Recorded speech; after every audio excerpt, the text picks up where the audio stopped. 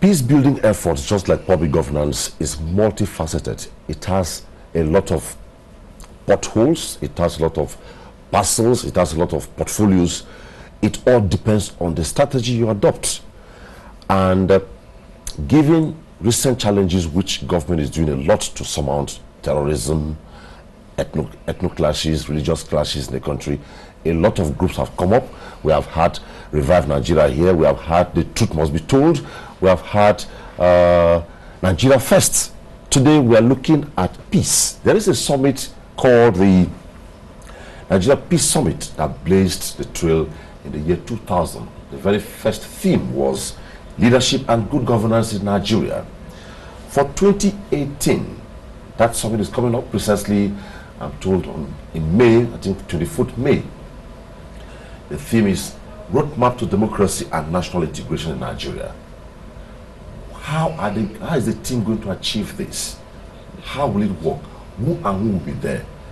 Will it in any way add value to the peace process being carried out by the government of Nigeria? Well, I have two gentlemen to sustain this discussion. Right Reverend Dr. Timothy Cheren is the Secretary, Nigeria Peace Summit Group, and the Chairman, Organizing Committee, Nigeria Peace Summit 2018. Thanks for joining me on Insight. Thank you very much.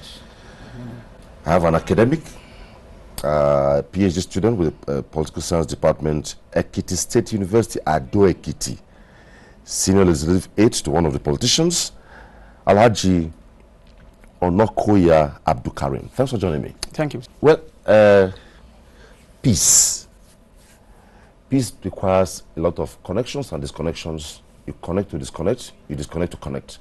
So when we say roadmap to democracy and national integration in Nigeria, what are we looking at? We have talked about 18 years of unbroken democracy in Nigeria. So what are we talking about? When we talk about roadmap to democracy and national integration in Nigeria, definitely it's giving us an idea on the process with which we can drive in order to achieve the concept of peace in this country. If you look at what is happening today in our country, there's so much unrest from the south to the north, from the west to the east. You know, you look at the northern part of the country, Boko Haram is ravaging. The government is trying its best, but there's still much to be done. You look at very recently in the Middle Belt, the issue of the herdsmen and farmers clashes that has taken a lot of lives in very recent times. And so we looked at it very critically. This conference, like you say, started in year 2000. And it was basically focused on the area of leadership in our country. And I think to a large extent that we achieved a lot, because the first conference we ever had was titled, was themed Leadership and Good Governance in Nigeria. And I think to a large extent we have achieved that feat, because to some extent we have a president that is acknowledged internationally as somebody who has a lot of integrity. We still have a lot to go because there are still a lot of rough edges that we still need to take care of in the area of leadership. But this year's conference was specifically focused on the issue of peace, because without peace you will discover that there's nothing we can achieve. And for us to achieve peace, there must be integration among the several groups, interest groups. You have groups divided along religious lines, along tribal lines, and along class lines, politically. That is why this topic of roadmap to democracy and national integration in Nigeria, we believe that after the conference, we would have achieved the purpose or the aim of uniting this country once again, coming together to talk, and so devising means to which we can achieve peace, because without peace, nothing will thrive. Well, he has used the word uniting this country. Okay. But there has been this sustained message that we should exhibit the ideals that seems to unite us, that the one that will tear us apart. If at the end of this summit, maybe a model is arrived at, a communique is arrived at, how do we drive it? Because when you talk about peace, you must practicalize it. You see, but I want us to look at peace from its concept itself. What does peace imply?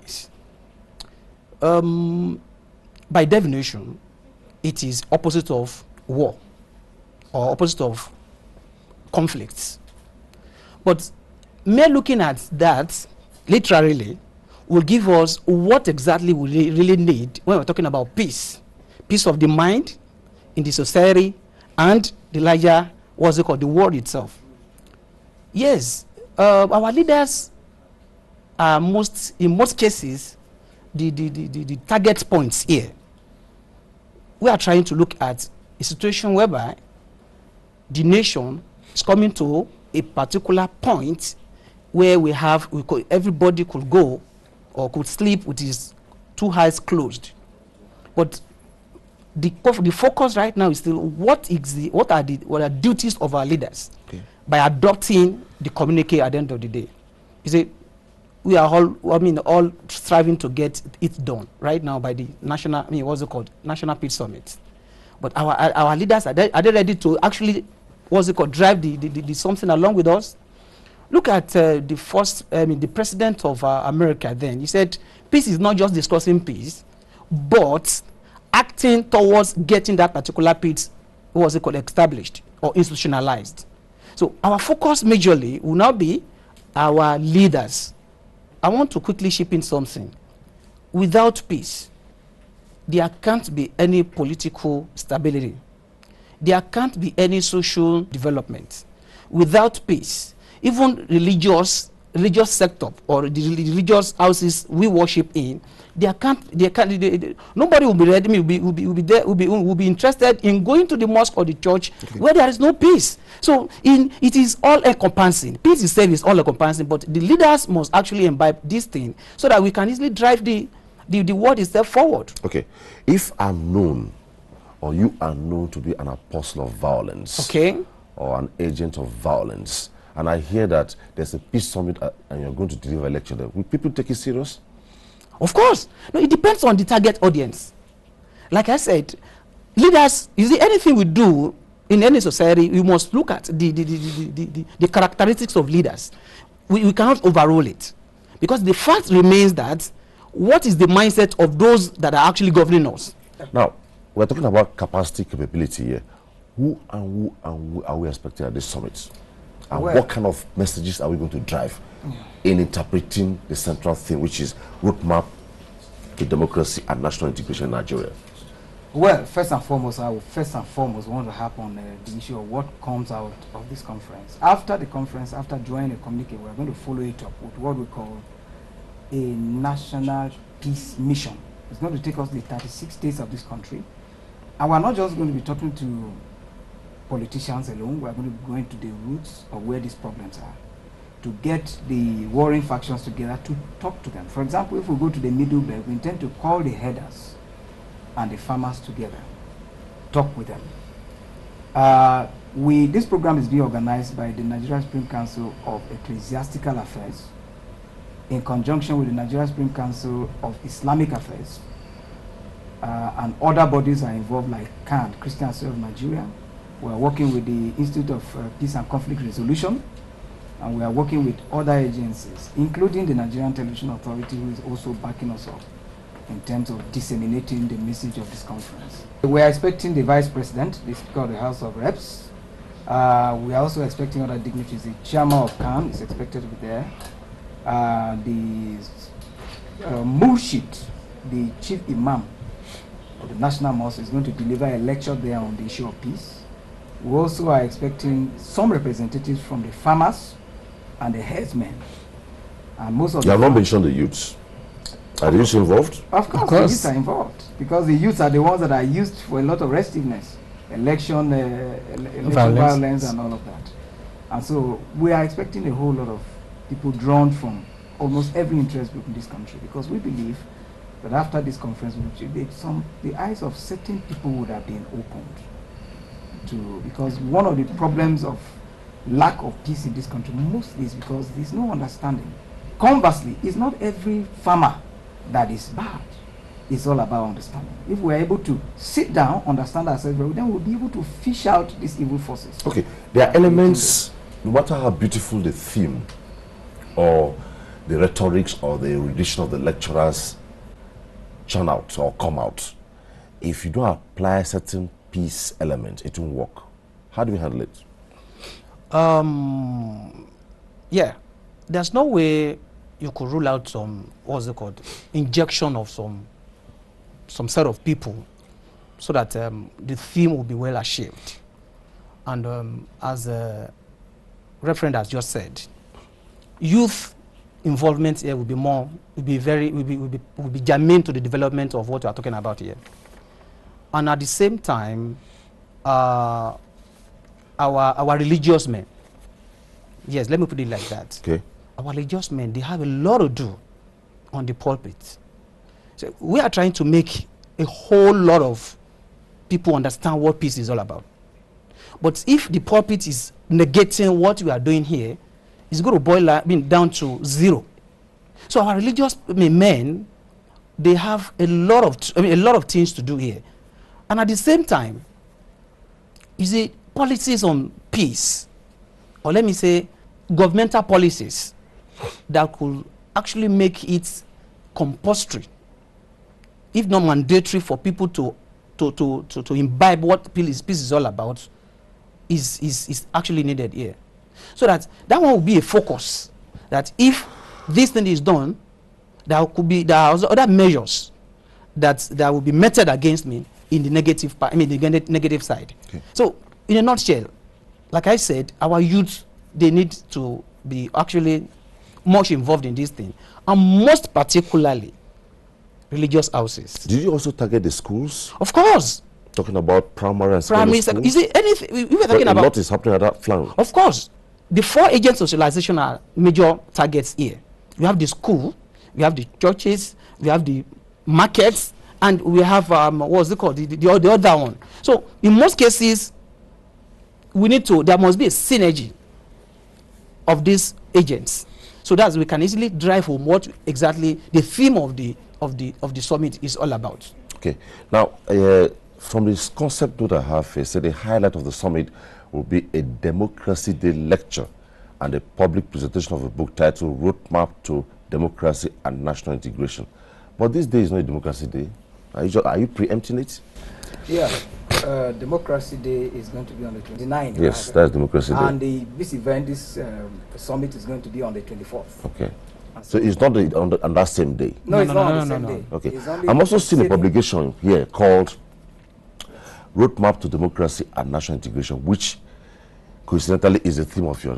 What about this book? So what is addressed in this book? Well, we have addressed the issue of leadership as it concerns national integration. Okay. We have dealt with the issue of national character as it concerns national integration and peace. We have dealt with the issue of women participation in politics. We have dealt with the issue of tribe and religion as it affects national integration. And these are the factors that have been discussed. Why should I leave whatever I'm doing on the 24th to be at this summit? Why? Yeah. What's the big deal about it? Yes. You see, whatever piece is being discussed, there are some elements of truth and altruism that will be actually, exposed. See, as a Nigerian, and you hold the progress or the development of this nation at heart.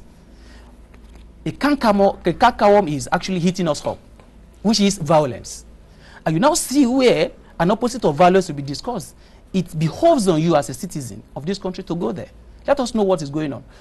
Could there be any solution to this problem? Because it's generating day by day. You see, when Boko Haram started, it was just taken with levity. Nobody actually, opined or posited that it could get to this level. I did mean it has been nipped in the bud by then. All of us will be sleeping with our 2 eyes closed. So whatever such a thing is being discussed, it behoves on you and me to be there. Let us know what are most of the causes of this violence. Like he said, yes, the youths are vulnerable, and they're most times they're the ones they use to do a lot of crisis. Of course. You see, I wrote in one of my seminar papers, Youth and Political Violence in Nigeria. I used my local government as a case study. You see, in my analysis of findings, I got to know that... Which is your local government? Ekpe, local government, okay. Yeah, of Lagos State. Yes, you see, in my findings, I discovered that most political violence that have actually occurred in this country were perpetrated by the youth. Okay. So you understand me? So in most cases, these are the vulnerable in the society that we need to actually target. Okay, so in conclusion, Yes. do you think the government is doing enough towards peace in Nigeria?